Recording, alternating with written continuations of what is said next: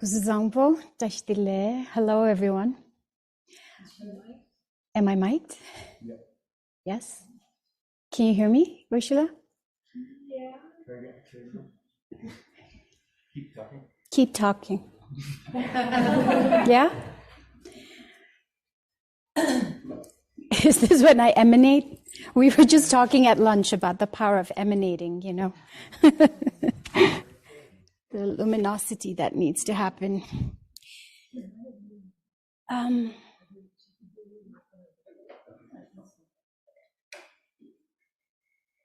checking to make sure.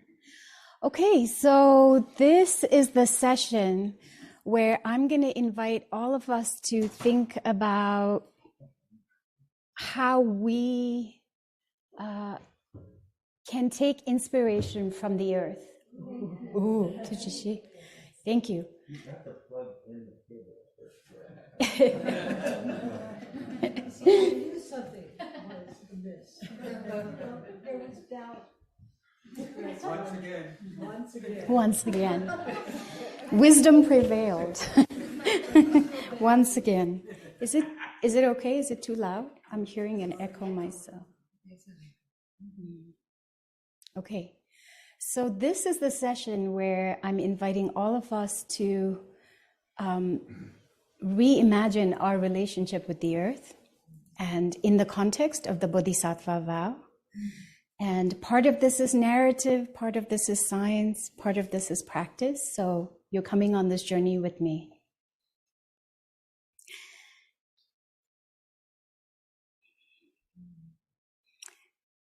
So this is where I come from. This is Gangsudunga, the 5 snow treasures. He is the guardian deity of Sikkim, which is where I'm from, the Eastern Himalayas. It used to be a Buddhist kingdom and is now turned a northeastern state of India. And Gangsudunga is alive for the Sikkimese people, for the Bhutia, the Lepcha, and the Song and Limbu. He has a personality. He has likes and dislikes. He has language that he likes to be spoken in. He has favorites who can come and make requests to him. And he is the 3rd tallest peak on the planet. But most people have never heard of him. And they've never heard of him because we, the Sikkimese people, refuse to allow him to be climbed. Right? He is living for us. The idea that someone would come up and climb on him and put a flag and nominally declare victory over our living guardian deity is just unimaginable to us. And I always start my talks with him as a way of grounding myself, but also as a way of reminding all of us the debt we actually have to indigenous peoples everywhere on the planet. We indigenous peoples make a very small fraction of the human population, but 80% of all biodiversity actually exists in indigenous managed lands. And so there is this enormous sort of debt that we owe as living beings to indigenous wisdom and indigenous traditions. And a lot of what I'm going to speak of requires that we all live in this indigenous worldview for this session, that we all visualize, imagine, feel what it's like when nature is alive. La. Do you want those? Falling down a little bit. Okay. Oh, I pushed it down because it seems so loud. And where's the term? We could have it just kind of on the chair, maybe. Yes. Okay. Taking instructions. And so this is where I grew up. I grew up in the Himalayas. I come from a Tibetan Buddhist community, a Karma Kagyu lineage of Tibetan Buddhism. The monasteries have an outsized presence in our communities. Decisions are made by our monasteries and by the head monks in our communities. Everything from where the road goes and, who someone should marry and what kind of job someone should have. And so we grow up in this way where we relate to the monasteries as if they are an extension of our family. And the concept of Sangha is alive and thriving where I grew up. This is my mother and my grandmother, so Tsema Dichen Zangmo and Tsema Tsering Puti. So I come from a lineage of Tibetan Buddhist practitioners, especially female practitioners. My mother did her 3-year retreat in Sherabling in northwest India, for those of you who know the region, under His Eminence Dai Sitirumuchi. So I was sort of raised in a way that I now think is it's dying out. I was raised very traditionally among a lot of female practitioners, and raised very much in a monastic setting. And because my mother spent so much time traveling and teaching and studying and being in wilderness areas, which is very much part of the Karma Kagyu lineage, I grew up with this very strong affinity to wildlife. And it's very cultural as well, going back to what John was talking about, these cultural traditions that are precious to us, right? So what you're looking at is the Himalayan black bear. And the Tibetan Sikkim, the Bhutia name for bear is Dom. But we cannot say Dom, we say Akudom, which means uncle bear. So if we're talking about him, we have to say uncle bear, right?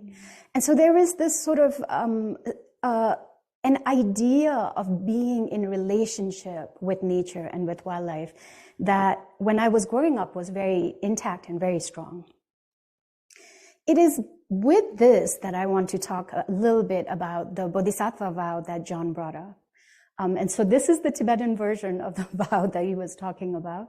So I feel like I should recite it now that I'm showing it. So, Changchungi Potsikeba, Sanginam like Yapsuchi, Chodan Chanchus and by Tokla Dejan Yapsuchi, the Chedati Deshaki, Chanchusumi Kebana, Chanchus and Bella Pala, the Darim Genepada, Deshindola Pendendo, Chanchusemi Kegishi, Deshindoni La Pala, Rimbashandola Paraki. So once we have practices in the Karma Kagyu tradition, this is the beginning of all of our practices, the Shantideva's Bodhisattva vow. And all of us are invited in some sense to translate it in terms of what's useful for us, how we want to make use of the Bodhisattva vow in our lives. And there is a very traditional way to think about bodhicitta generation, right? You're sort of, in a way, awakening your heart to experience compassion for all sentient beings. And it can just stay there. Maybe that's all you do. We have retreatants that never leave retreat, that have simply spent their entire lives just praying for the alleviation of suffering for all sentient beings. Or you can act. You can actually go back out into samsara, recognizing that samsara is nirvana, right? And recognizing that there is an inaction that can happen as well. And neither of those things have less value. There isn't this sort of the dualism that one is good or one is bad, right? It is understood that as long as we are practicing the Bodhisattva vow, that we are aimed true, that we cannot actually go wrong, as long as this is the basis of our motivation. So the direction I went in was environmental protection. I don't know, maybe because of this deep love I described for wildlife and wilderness, I went on to work for the World Wildlife Fund. I worked for them for 14 years, mostly in field conservation, and ended up working on environmental and climate issues during that time. And so I want to talk a little bit about the nature of the crisis that we're in, right? Some of you might have heard the word Anthropocene. It's used all of the time. And this idea that climate change is absolutely bearing down on, hurtling down on us, right? Most of us feel really incapacitated by it. So I want to break it down a little bit and then scare you a little bit further and talk about all the other environmental issues that we're facing. And then I think let's talk about solutions in the evening. So this is sort of where I'm going with this. So this is what our summer was like this summer. This year is expected to be the hottest year since we started recording temperatures. And so just these 3 months show you the anomaly. So we're talking about a 2 to 4 degree Fahrenheit difference since the 1950s, depending on where you are on the planet. So on average, that's how much our temperature's grown.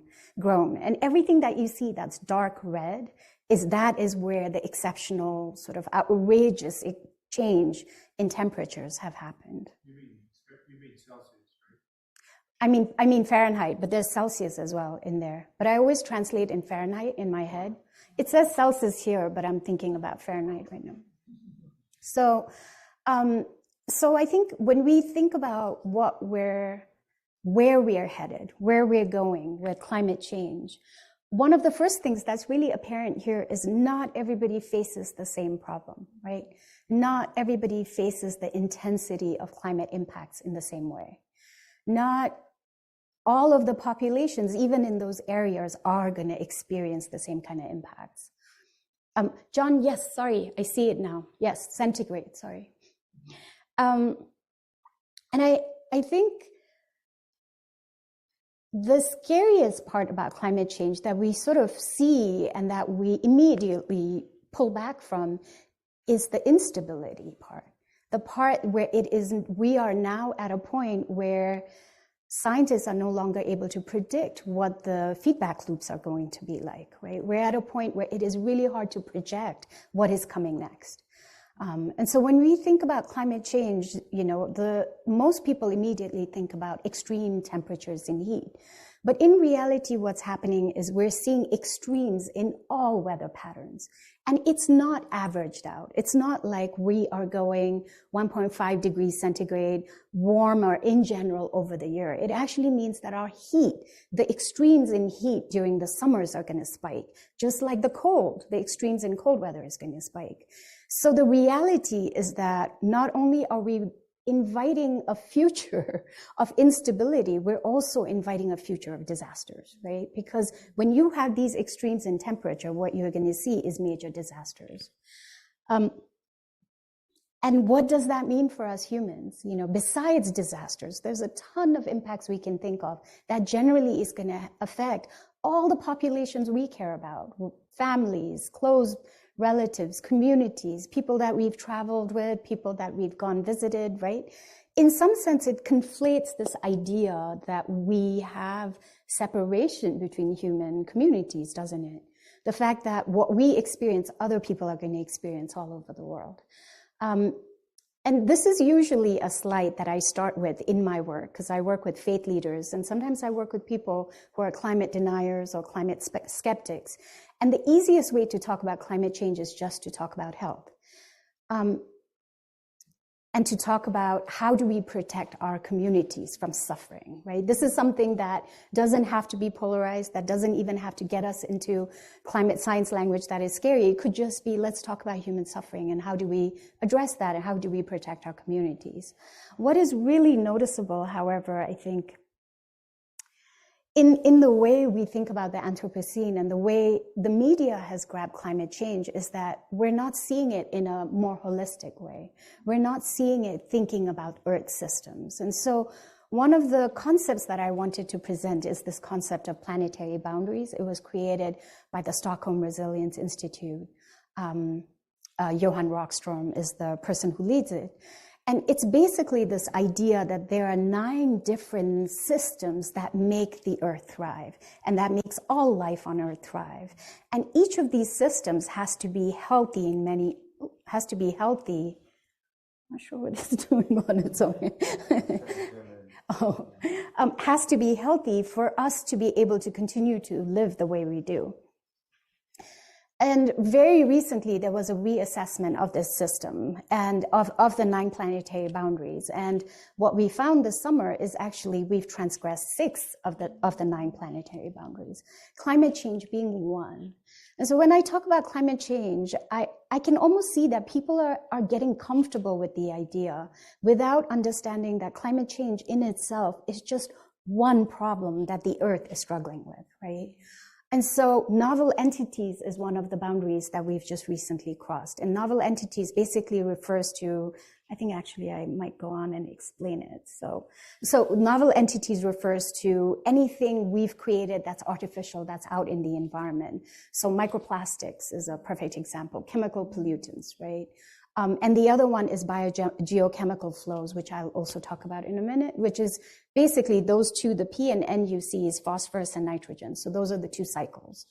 But what we're looking at right now is that the way we live, the way human beings have designed what we think of as development, what we think of as well-being, our growth patterns, all of those things, the way we live is literally unsustainable. because we are exhausting the Earth's resources to protect herself, right? To survive from any kind of threats. And it is incredibly sobering. And there is this strange opportunity that comes with this sort of realization. You know, when COVID happened, one of the elders that I work with in North Wisconsin, Elder Gary Bisa of the Menominee tribe, who is an advisor to the program I run, I called him to check and see how the reservation was doing, because we knew the Indian tribes really struggled with COVID. And he said to me, Dekila, you know, look how compassionate the earth is to us still. He said, she sent us COVID so we can learn. We still have more time. She's giving us enough time to learn how to change our behavior before the big devastation arrives, which is climate and all of these other things. And I think for me, it was such a heart-opening, eye-opening moment when I heard him say it, because I took it with such a wise teaching, right? And it was also, there is this space for us to dream, for us to hope, for us to work towards. There is never this, you know, in their mind and in their world view, there is never this idea of completely having lost. They have come from so little, right? They have survived genocide and they've overcome so much to be where they are. And that, I think, is one of the reasons why I talk so much about indigenous worldviews.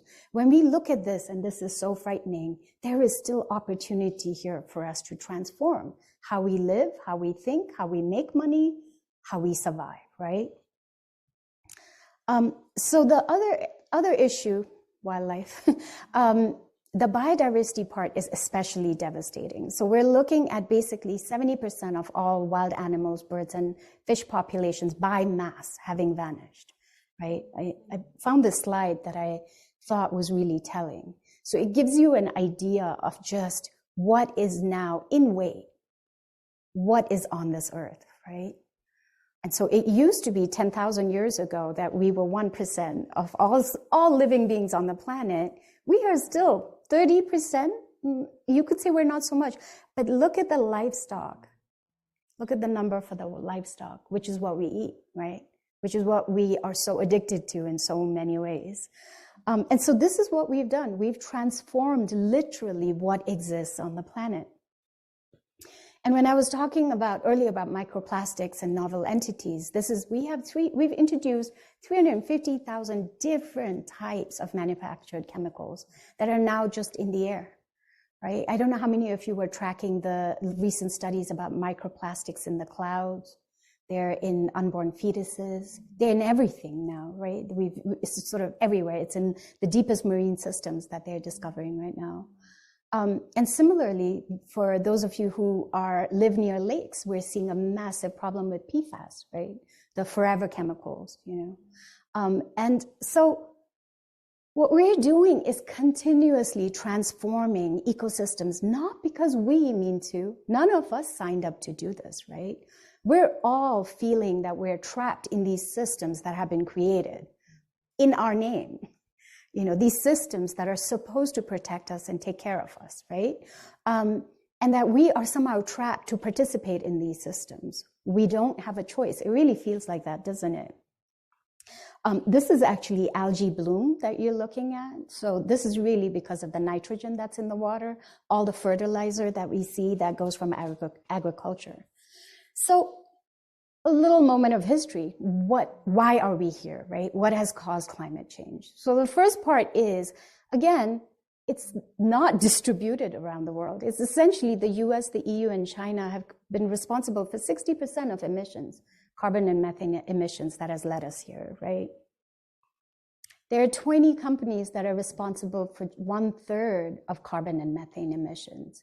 These are also, interestingly, if you take the top 5, these are also the companies that put about $200 million per year in misinformation campaigns. These 5 companies on top have known that, you know, that basically oil mining and gas causes climate change since the 50s. And what they have really spent a lot of time doing is investing in alternative science, in investing in scientists so that they could say science actually has not made the final decision. It is not conclusive on climate change. And one of the most interesting things they've done is they have introduced this idea in journalism that as long as you can bring opposing views, you are actually being fair. So this idea of both sides being equal, right? So you have something like climate change that 97% of scientists agree on, and then you can have a few scientists that speak up saying they don't believe, and journalism just acts like it's one and the same thing, right? This false equivalence. So these are the companies that have been investing in that. And we, as the public, are sort of, you know, in many ways trained to think in the way these systems have encouraged us to. So this is one of my favorite images because it really explains, to me, it's so reminiscent of samsara itself. So if you walk into a grocery store, you think you're entering a, you know, aisles of plenty, so much variety, so much diversity. And actually the reality is 10 companies own everything in that store. It's 10 companies. So this model that we've bought into for human development, this model that now the entire globe shares, right? India has wholesale bought into it now, despite having fought it until the early 90s. You know, this idea that what we're doing is benefiting the entire planet, in reality is benefiting a few corporations. This is what we mean when we talk about neoliberalism. And yet, most of us we didn't sign up for this, right? Even those of us who believe in capitalism being a vehicle for the greater good did not sign up for a monopoly the way it is. And we cannot, you know, as activists, as human beings, as people who are really trying to take on suffering, we cannot turn away from this reality. Because this is the reality. And so many of us have sort of been deactivated, right? We've been deactivated as Buddhists being told, well, the most important thing is you fix yourself. You know, you cannot go out there and fix the world because really your job is to fix yourself. We've been told that meditating is more important than, you know, alleviating the suffering of something in front of us. We've been told that Buddhism really is, you know, meant to be, I don't know, above samsara, right? So many of us have heard this message. If you're a good Buddhist, you have to understand everything is emptiness, right? Therefore, suffering is emptiness. And somehow we are pacified to sleep. We are being taught a message that is actually not just harmful to us. It's harmful to the communities we belong to. It's harmful to the planet at large, right? And historically, where did all this come from? Neoliberalism, monopoly, capitalism, all these things we're talking about, right? We have a history. This is 500 years old. Even the capitalism we know today is less than 100 years old. You know, this is really Reagan's time. Like this idea, these massive monopolies actually only came about 50 years ago, right? And so when we think about colonialism and how this idea that we're going to extract resources, including people, we're going to extract and exploit resources and take it back to the deserving, right? That message hasn't gone away. That strategy hasn't gone away. The people might have changed. You know, many BIPOC people now get to be privileged, right? You look in the global south, it's not equal anymore. India, China, Brazil, they're doing exactly what was done to them, right? They're just doing it to poorer countries now, you know? And so the people might have changed, but the system and the strategy is exactly the same. And this is something that we don't necessarily have to apologize for. It's not even something that we have to feel guilt for. I often have people saying they feel guilty when they see this. It's not something that we need to experience guilt for. It's something that we have to be determined to change as part of the work we do. In the US, I mean, racism, especially environmental racism, dictates so much. It dictates the health of entire communities, right? Race is the most significant predictor of where a person lives, how healthy they are, how much access they have to healthcare, you know, what their house costs, all of it, right? I'm fascinated by how asthma is growing. We're supposed to be healthier than we were before. Development is supposed to have brought all of these good things to us. And asthma has just been rising. I think it's 8%. It dropped during COVID. It went right back higher than it was in the 80s, right? Especially childhood asthma, which is directly linked to coal emission. It's directly linked to carbon emissions. It's linked to pollution. Again, depends on who you are and where you are.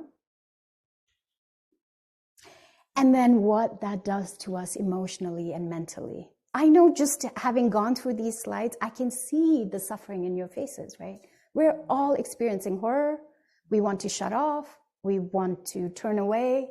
We didn't sign up for this. We didn't sign up for a lecture, And what that means for children in particular. And so what we are seeing more and more is massive suicide ideation among youth.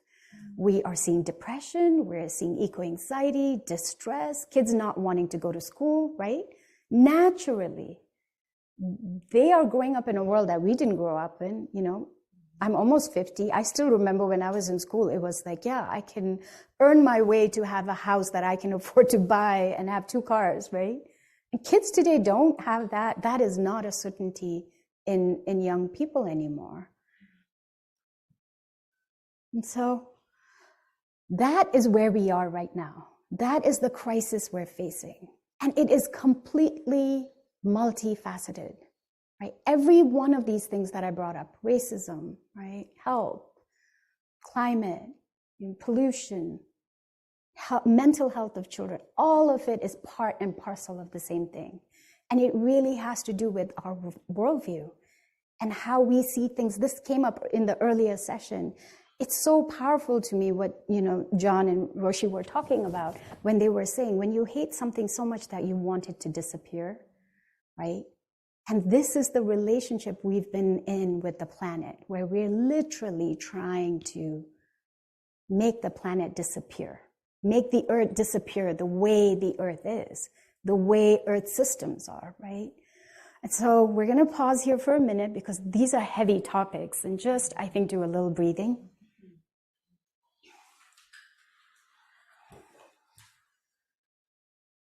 And so whatever emotions have risen for you in the last few minutes, I just want you to look at them for a moment.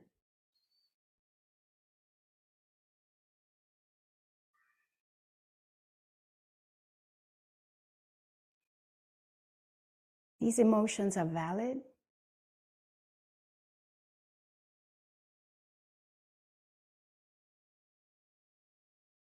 They are hard to deal with.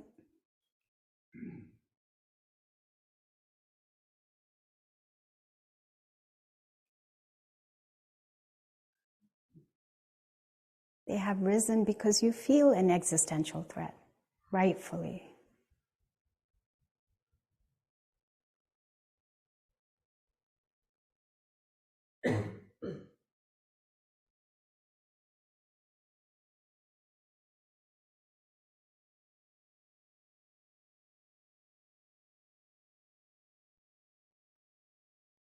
Your emotions are doing a job right now.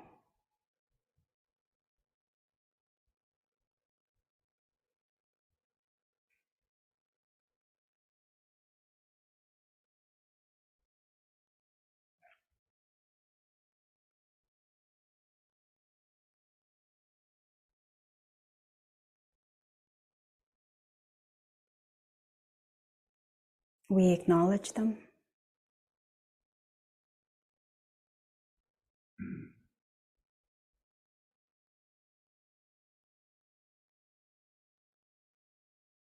We respect them.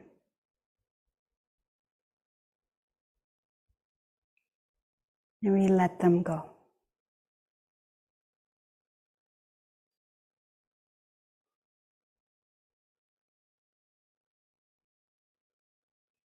If you feel this urge to chase them, just watch that urge.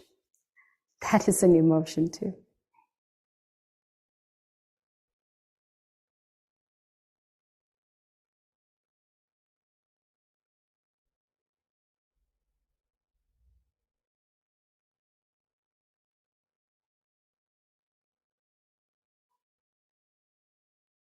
We acknowledge our emotions.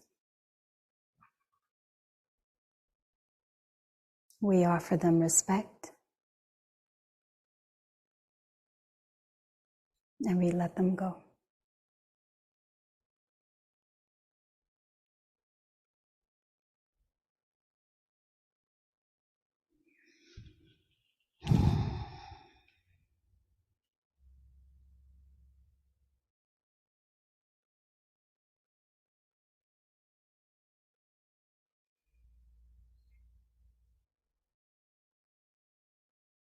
We acknowledge our emotions. We offer them respect. And we let them go.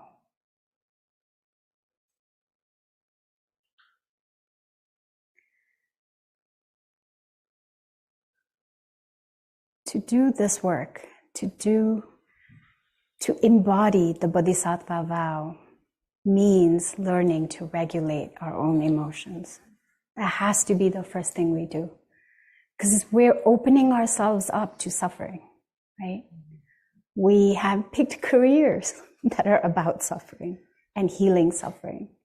We have, in a sense, self-selected to be healers, to be caretakers, to be lovers, right? Which means our hearts have opened. Our sense of self has become porous. What happens elsewhere is happening to us. It's really hard to have that boundary, isn't it? So regulating these emotions, not pushing them aside, not shoving them down because you have more important things to do, because you have to save the world, right? This happens to me all the time. I'm like, I'll deal with this emotion later, right? That is so crucial. That is so much part of the work.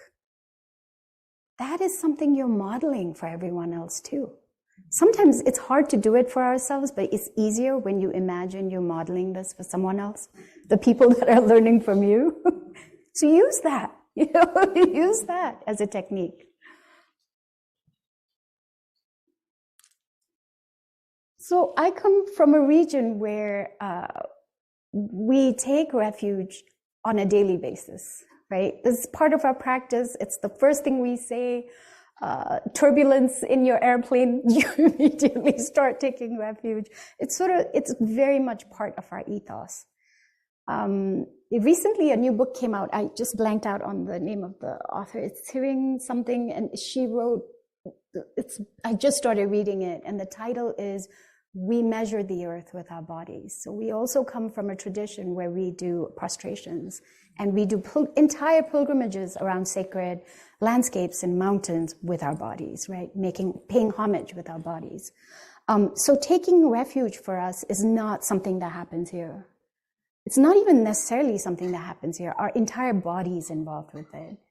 And for those of you who are doing environmental and social work, I really want you to think about how you are using your bodies, It's not just a conceptual thing, an intellectual thing, even a heartfelt thing. Your entire body is involved in this work, right?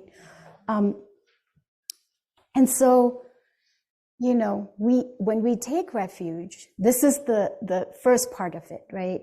In Tibetan Buddhism, then we have the hidam khandrom, lama hidam. But in this one, we take refuge in the Buddha, we take refuge in the Dharma, we take refuge in the Sangha. To me, this is so important because, we call them the three jewels, but in a sense, they are one and the same thing. Again, going back to this idea of everything being multifaceted, right? They are facets of the same thing because Buddha nature is in everything. The Dharma is in everything. The Sangha is in everything, right? And so what I thought about is that my first Dharma teacher has always been nature. She was my first teacher. The earth was my first teacher. And the thing I learned from the very beginning is how interconnected everything is, right? That there has never been the separation that we think exists between ourselves and nature, between ourselves and our community, I love this quote by Donna Meadows where she talks about how the earth was formed whole without lines. And that this idea, even the idea of boundaries, is a human idea. You know, for anyone who works on environmental protection out there and has done field ecology, what you'll know is there is actually no separation between different systems. You cannot at any point say, here is the boundary between where the ocean begins and where the land is. Here is the boundary between a wetland and a river. Here, none of them. It's completely flows. It can change day to day. It can change depending on the temperature, the season, any of those things. But what's fascinating to me is actually those boundaries don't exist in our bodies either. You know, right now, you cannot tell where the oxygen ends and where you begin. Right now, you cannot look inside yourself and say, aha, this is me and this is the oxygen, right? That oxygen, if it's not in your body, you're not alive. It's just a matter of minutes, you know? So this idea that we as human beings are separate from nature is erroneous, isn't it? This boundary we've created, right, is a false boundary. I mean, we created it maybe at a time because it served us, some of us, very well. But it is an idea that's losing its use, given where we are with the environmental and climate crisis, right? Given the fact that microplastics are in our body, we have to rethink what we mean by self.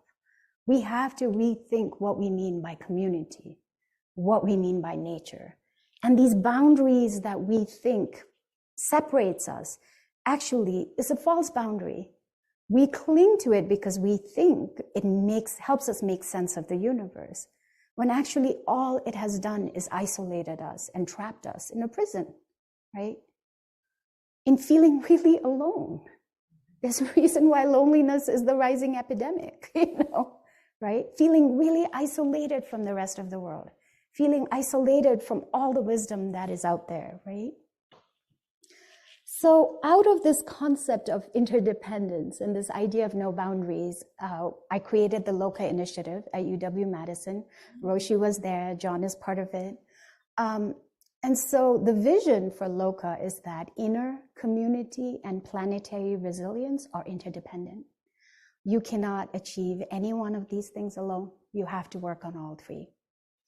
And it really came back to this idea that we have to address what's happening to us psychologically, emotionally, to understand what's happening to us in our societies, and then to understand what we're doing to the planet, and vice versa.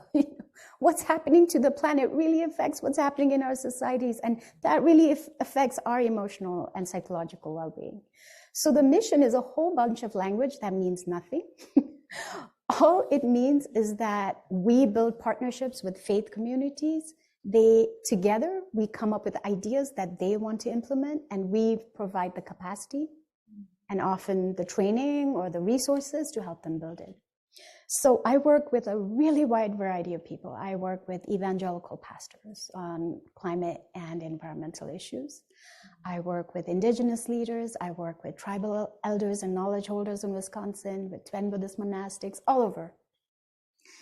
And a lot of what we've ended up doing in the last 5 years is focusing on eco-anxiety and climate distress. Partly because I know what it feels like intimately to have these experiences, and partly because I realized the groups that were never being studied are the groups who are on the front line. So people who are already vulnerable, Black, Indigenous, people of color, right? People in the global South, poor people, LGBTQ, you know, people who are really in the margins are the ones that are least resourced to handle what is coming, so are literally the ones who are going to be impacted the worst. I talked about environmental racism, right? But also the least resourced. They are the ones that are most ignored when these crises come. And so the research that we've started is really looking at how are these communities doing psychologically, and then what kind of contemplative practices work for people. And so if we can actually say, this is the emotion we're experiencing depression, we're experiencing rage, we're experiencing anxiety, Are there different contemplative techniques that work for different emotions? Or is it just that you have to have the right motivation, the aspiration prayer and the dedication prayer, and that's sufficient? So this is one of the research topics that we've just started. We're developing all kinds of resources. For people who are interested, I can give you more information later. But what's fascinating to me is that what we're seeing is that different subgroups have different kinds of emotions. So this is something for those of you who work with young people or old people. It's really something worth noting. What we're seeing is older people are more likely to have depressive symptoms. They shut down. You start saying something scary to them, they might fall asleep. They might turn away, right? Younger people get activated, extreme anxiety, very reactive. Anger, anxiety are very strong. They're the ones who are going to be out in the streets, right? So understanding that different subgroups have different emotions that emerge because of the environmental and climate crisis is really important, because it helps us think about how do we resource them? How do we benefit the people that we want to, right? And that this kind of emotional granularity, this kind of ability to say, this is the emotion, this is the strongest emotion I have. This is the emotion I transform to compassionate wisdom. How do I do that? What contemplative techniques can we learn, right, that help us do that? How do I teach that? For those of you who are planning to do this work long term, how do you teach it to the people that you're with? People who are really reactive, people who are very angry. I can tell you the group that is least able to listen to this, understand it, even talk about the emotions are the professional environmentalists. I just had a meeting with 16 NGOs, environmental NGO representatives, on emotional well-being. And they have the hardest time with their staff because the staff are basically saying, I'm too busy for this shit. I don't have time to talk about my emotions. I'm out here saving the world, right? And how many of us who work in crisis areas have discovered this, have had communities, teams, friends, family members react that way? And so again, going back to the wisdom aspect of compassion, right? Not just saying our hearts are open, we're all one of the same, kumbaya, right? It's also, we have all of this emotion. What are we going to do to help everybody else, right? We have all of this compassion. How do we activate and use that compassion so it's a wise action? And this brings me to my favorite topic, resilience. So, as an environmentalist, for us, this idea of resilience is really necessary if you're doing any kind of ecosystem work. Oh, how am I doing on time? Sorry, I forgot to put am I okay? Okay, good.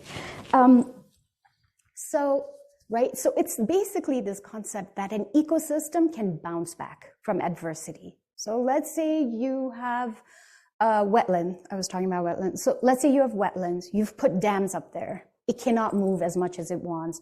All of a sudden, the sea level starts to rise. If you remove the dam and allowed it to move, it would actually be resilient enough to react, right? It actually would have an ability to sort of flood inland. The fish species can go inland, right? And so ecosystems are able to withstand enormous threat because of this concept. This is the resilience concept. What was amazing was maybe like 7-8 years ago, Richie, John, actually, I don't even know, the four of us were talking. And suddenly I understood that this exact concept exists in psychology, right? It's the ability to adapt to trauma. It doesn't mean you go back to the way things were pre-trauma. It just means you can adapt to the trauma and survive it, right? And maybe even thrive in the new conditions you have. And of course, it exists in sociology. So to me, this idea, given where we're going, given the instability we know that's coming, this idea of resilience, what we are teaching, what the Dharma teaches us, is resilience. How do we then build this out? How do we then teach this in our communities, right? In every capacity we're in. And going back to nature being my first teacher, I really wanted to talk about a few concepts that might be helpful. So the first thing is what I mentioned, adaptation, right? So here you're looking at a river system. The most important adaptive thing a river system can do is be free to move. Too much water, it needs to throw the water sideways, right? If you're blocking the river, what you're doing is forcing it to actually increase the volume of water that goes through. You're increasing the force with which the water is going to go through, right? Which means you're going to probably end up with a flash flood. So this idea that natural systems actually have to be free to move. Well, guess who else has to be free to move, to adapt? We do. What have we human beings been doing for centuries and centuries as an adaptation tool? We've been moving. What is going to happen as climate change intensifies? People are going to move, right? And so this idea, the freedom of movement, is absolutely crucial.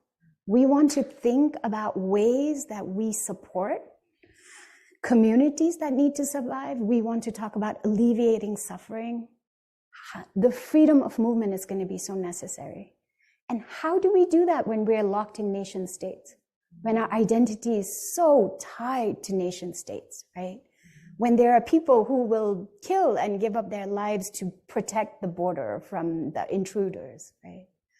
I always think about how when I used to work in Southeast Asia in the Mekong, we did this regional adaptation workshop where we were trying to get all the governments to come together to think about a transboundary adaptation strategy.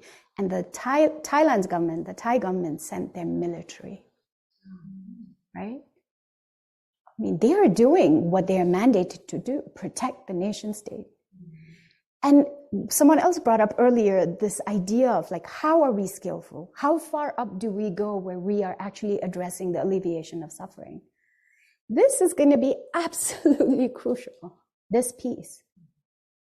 Are we going to create sanctuaries? Are we going to create safe houses? Are we going to think about how do we allow refugees to be safe, right? All of these are so important because it really is going to come down to the adaptation of the human species. You know, even in the United States, climate change is going to hit us differently.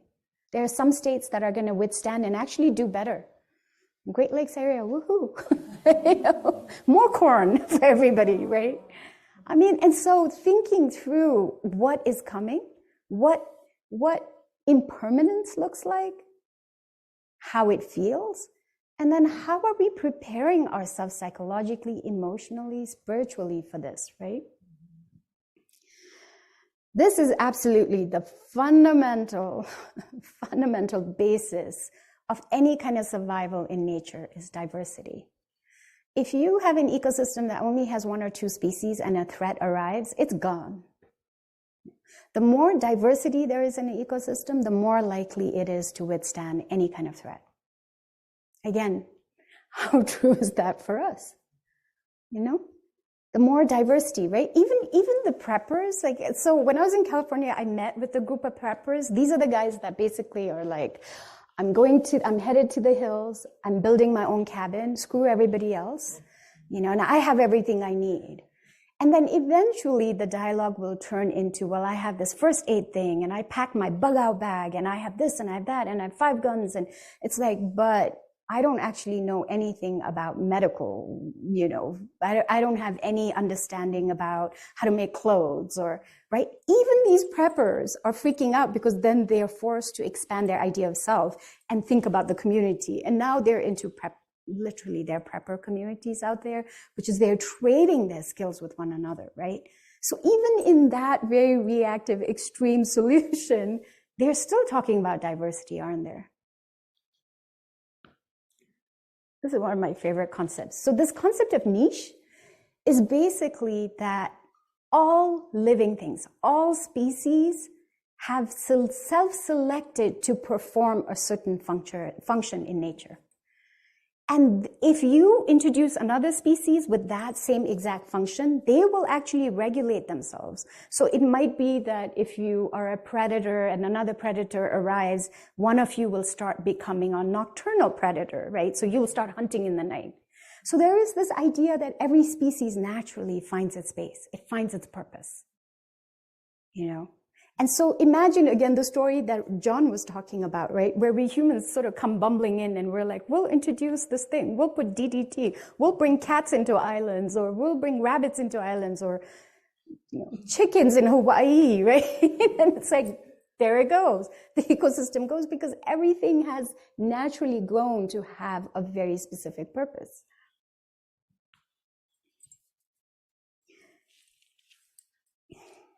This idea of carrying capacity. So earlier I was talking about the earth and how many population, how many livestock are on it, right? This is the perfect, I think that was the perfect example for carrying capacity.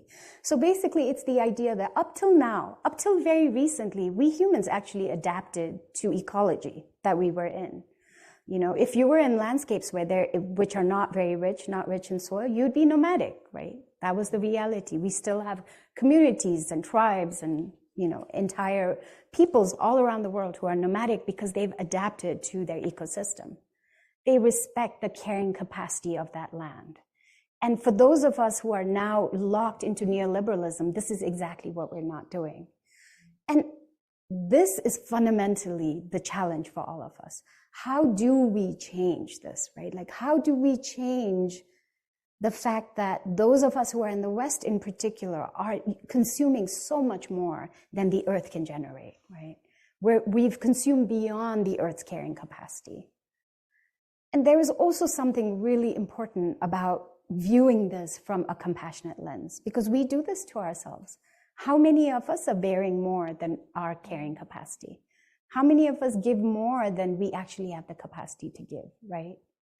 Again, thinking through using the lens of compassion to understand that there has to be this balance, not just in how we see the human population in its relationship with the earth, but how we ourselves are performing, how we ourselves are embodying the Bodhisattva vow, right?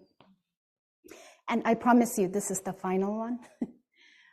So this is the concept of keystone species. And that's basically, in every ecosystem, you will find that there is one species that if it disappeared, the ecosystem would completely fall apart.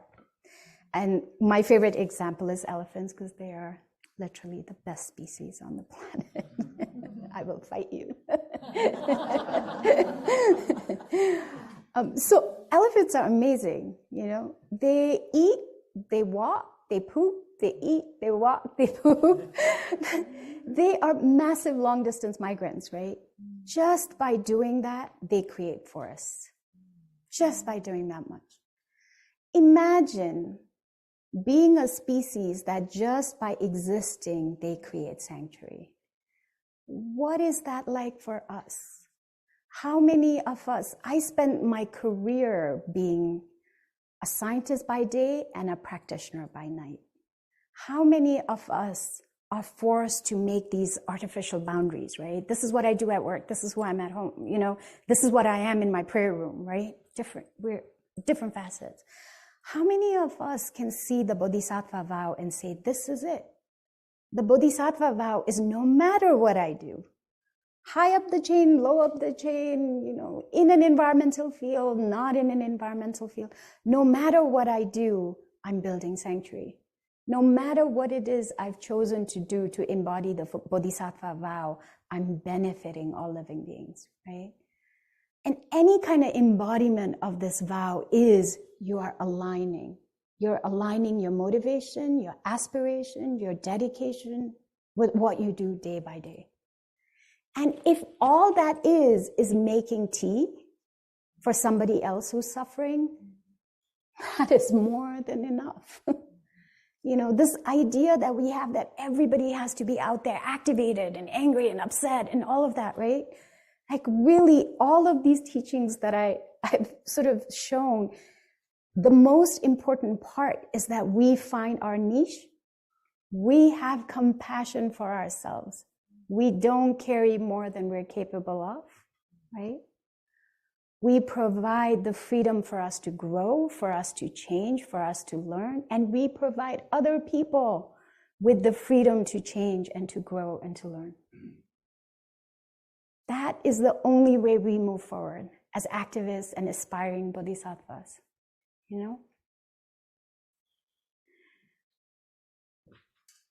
And then as a Bhutia woman, I have to say this. What if the earth is alive?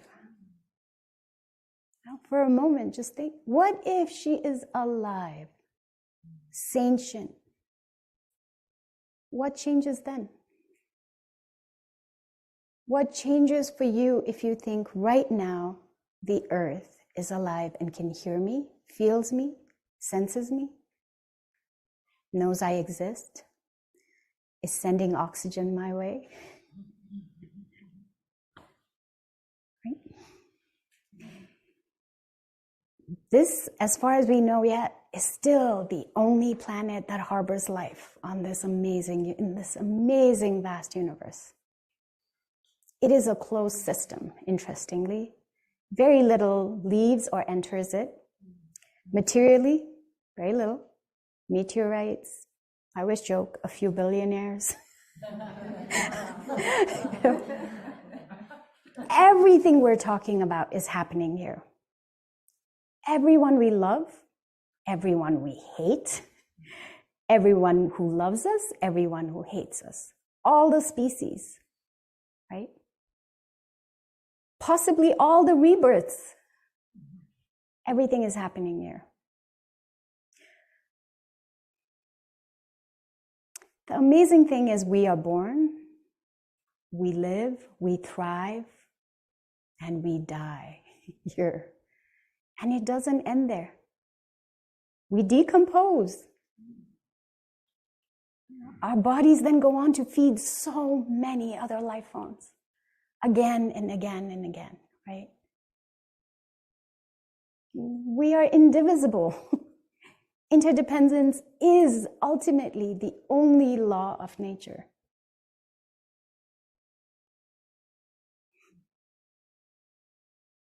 That is it.